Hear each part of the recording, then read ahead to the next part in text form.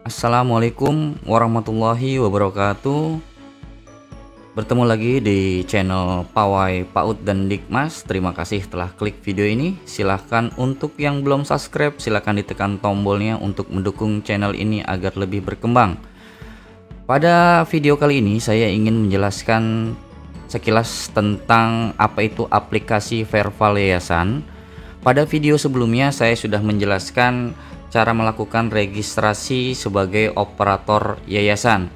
Dan video juga yang sebelumnya saya sudah menjelaskan bagaimana mengetahui nomor pokok yayasan pendidikan NPYP melalui Verval Yayasan ataupun melalui halaman data referensi atau referensi pendidikan. Pada video kali ini yang akan saya jelaskan terkait tentang aplikasi Verval Yayasan. Langsung saja saya ingin menjelaskan satu-satu tentang apa saja sih fitur atau menu yang ada dalam aplikasi Verval Yayasan. Yang pertama ini adalah aplikasi Verval Yayasan, tampilannya nanti seperti ini. Yang pertama itu akses pengelola data, yaitu operator yayasan pendidikan. Yang kedua, proses bisnis yang berjalan, yaitu perbaikan data identitas, pengajuan sekolah naungan, penonaktifan sekolah naungan, pembaruan foto yayasan, dan perubahan lokasi yayasan. Nanti kita bisa ketahui pada menu ini setelah kita melakukan login. Jadi kita bisa melakukan perbaikan data identitas, melakukan pengajuan sekolah naungan, dan lain sebagainya. Di sini kalau di menu pertama, yaitu di perbaikan data identitas, yang pertama kita pilih menu perbaikan data identitas yayasan, kemudian kita mengisikan identitas yayasan meliputi nama yayasannya, nama pimpinan yayasan, nomor telepon yayasan, nomor faksmil yayasan, email yayasan, dan website yayasan jika ada. Yang ketiga, kemudian isikan alamat yayasan meliputi kecamatan di mana yayasan berada, desa atau kelurahan di mana yayasan berada, alamat yayasan, RT, RW, dan kode pos. Selanjutnya yang poin 4, isikan data perizinan yayasan, yaitu meliputi nomor pendirian yayasan, tanggal pendirian yayasan, nomor pengesahan pengadilan negeri jika ada, nomor surat dan tanggal surat keterangan pengesahan badan hukum dari Menteri Hukum dan Hak Asasi Manusia. Ini disiapkan SK Menkumham dan lampiran pengurusnya dalam satu PDF. Kemudian isikan titik koordinat lokasi yayasan, yaitu lintang dan bujurnya. Selanjutnya mengunggah SK pengesahan yayasan yang diterbitkan Kementerian Hukum dan Hak Asasi Manusia dengan format PDF ukuran maksimal 1 MB. Yang ketujuh, ajukan dengan menekan tombol ajukan perbaikan data. Saya ingin sebelum ke tahapan selanjutnya, saya ingin mempraktekkan bagaimana cara kita melakukan perbaikan data identitas ini. Angka yang pertama adalah kita melakukan login terlebih dahulu pada aplikasi halaman Verval Yayasan. Ini linknya yaitu vervalyayasan.data.kemdikbud.go.id. Kita login ke sini menggunakan akun operator yayasan yang sebelumnya kita sudah lakukan registrasi terlebih dahulu sebagai operator yayasan pada halaman SDM Pusdatin. Mungkin kita lihat dulu untuk mengingatkan, takut bertanya-tanya saya login menggunakan apa. Jadi login di sini adalah ketika kita berhasil melakukan registrasi sebagai operator yayasan. Kalau status operator yayasannya registrasinya sudah disetujui, artinya kita bisa login ke halaman Verval Yayasan. Kita tadi ke sini, saya ingin memberikan contoh cara langsung kita login saja menggunakan akun operator yayasan. Kita login, kita tunggu saja. Nah, kita login menggunakan akun atau email yang sudah pernah kita daftarkan pada halaman SDM Pusdatin. Saya memberikan contoh ini, kita login langsung. Nah, setelah tampil maka kita bisa melihat nama operatornya. Kita bisa klik di sini. Di sini adalah nama operatornya dan muncul sebagai aksesnya yayasan. Nah ya, inilah akses atau akun dari operator dari Yayasan Starkom ini. Kemudian langsung kita ke menu yang tadi sudah saya jelaskan. Ini profilnya, profil dari yayasan itu.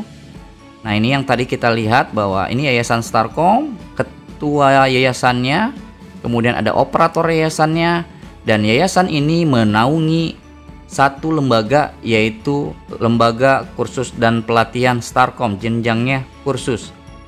Ya, jadi itu kalau kita melihat ke profilnya. Untuk selanjutnya kita coba buka ke perbaikan data identitas. Klik saja perbaikan data identitas apabila yayasannya sudah ada perubahan. Contoh alamatnya berubah atau ketua yayasannya berubah, maka kita bisa perbaikinya di sini. Kita lakukan perbaikannya di perbaikan data identitas yayasan dengan mengisi data-data sesuai dengan akte notaris dan SK Menkumhamnya yang terbaru. Ini kita isi semua, SK pengesahan badan hukum, nomor pengesahan negeri bisa diisi kalau memang ada, kalau tidak ada kosongkan saja dengan menulis angka 0. Kalau tidak diisi maka tidak akan bisa menyimpan di sini ketika kita melakukan perbaikan atau pengajuan perbaikan data.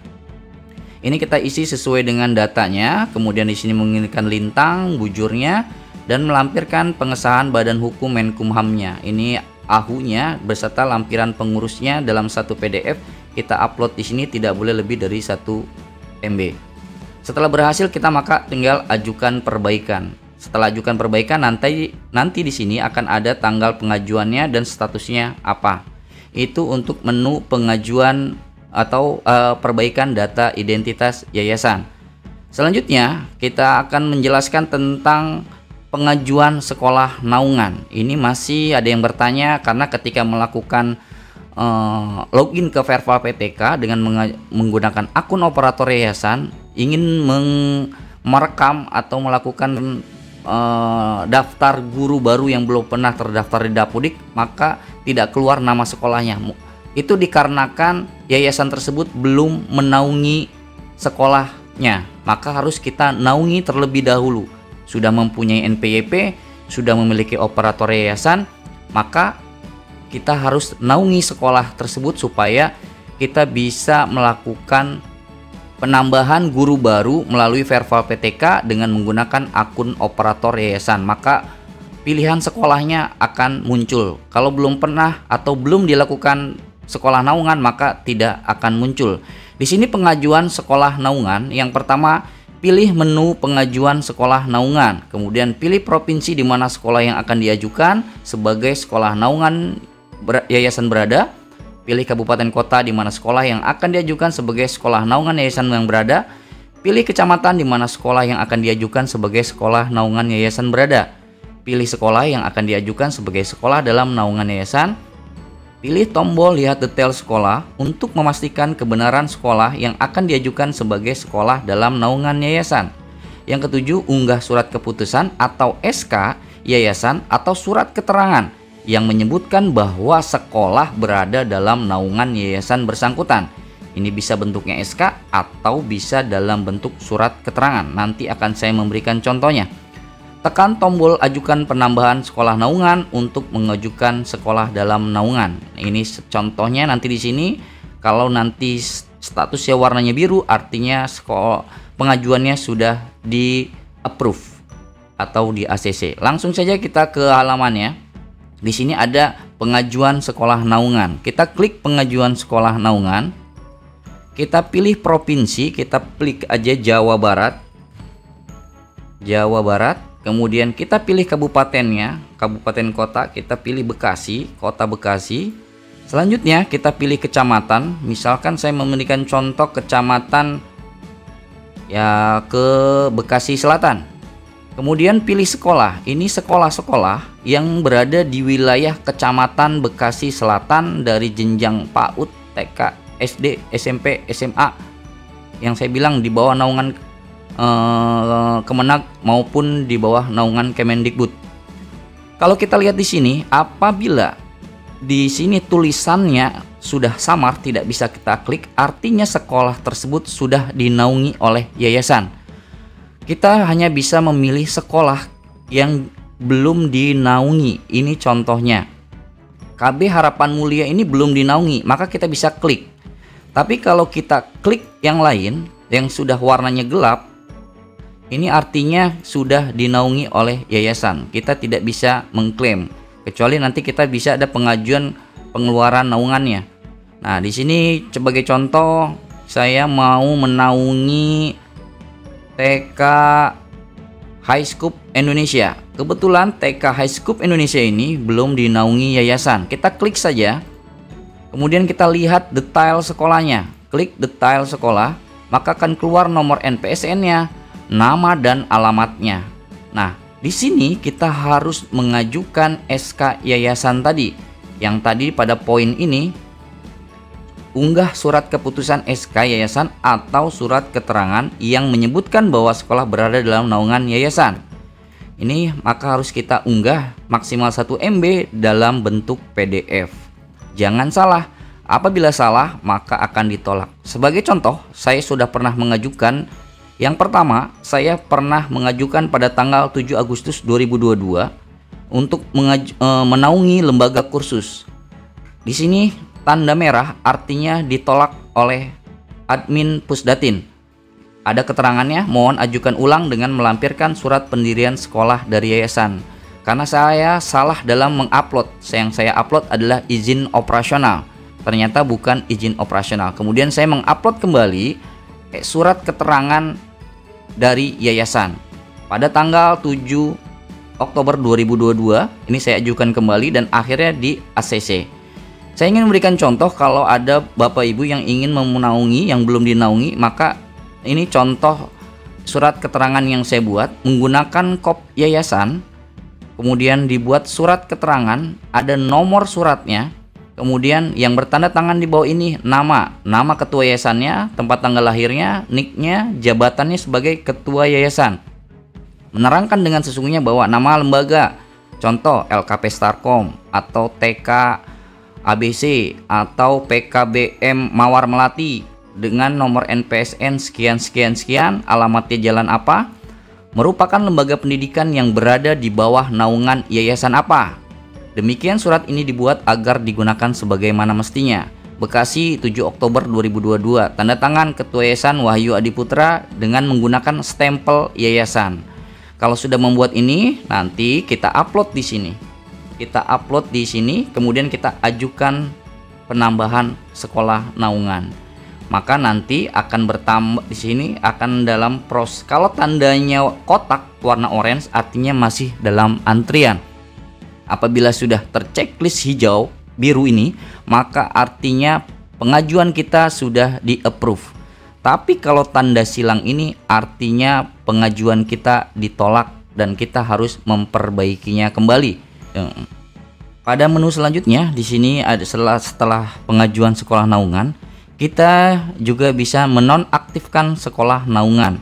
Penonaktifan sekolah, klik saja ini contoh. Karena di sini di Yayasan Starkom hanya satu lembaga, maka kita bisa mengeluarkan ini sekolah naungannya. Kemudian kita lihat detail sekolahnya. Kalau mungkin Bapak Ibu yayasannya memiliki banyak lembaga di bawahnya, ada TK SD ataupun memiliki beberapa sekolah yang di bawah naungan yayasan. Jadi yayasannya cukup satu. Walaupun sekolahnya ini atau lembaga atau satuan pendidikannya berada di wilayah lain, kabupaten lain maupun provinsi lain, cukup dengan satu yayasan. Karena yayasan ini hanya ada satu. Walaupun nanti yayasan ini membuka cabang sekolah-sekolah di tempat lain, maka operator yayasannya atau NPWP-nya cukup satu saja. Maka kita misalkan ini hanya satu, kita sudah klik tadi, maka akan keluar nama yayasannya, nomor NPSN-nya, dan kita bisa nonaktifkan sekolah naungan. Maka ini sekolahnya akan keluar dari naungan kita. Ini untuk penonaktifan sekolah naungan.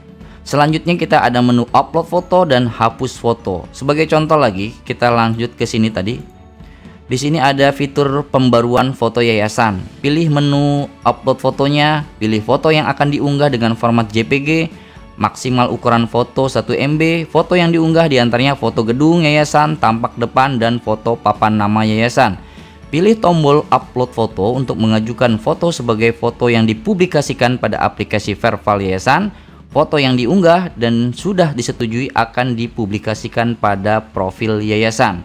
Kita lihat saja pada aplikasinya. Contoh di sini kita ke menu kemudian upload foto. Kita bisa mengupload fotonya di sini. Diunggah, kita cari fotonya kemudian kita upload. Fotonya silakan upload foto dengan format JPG dan maksimal 1 MB.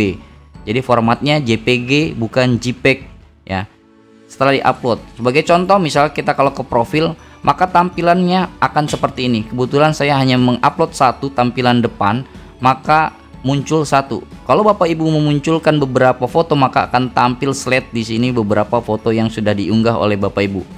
Kalau kita ingin menghapus, di sini ada hapus foto. Kita bisa hapus fotonya di sini. Kita bisa lakukan penghapusannya. Nah, inilah sekilas tentang aplikasi pada halaman Verval Yayasan.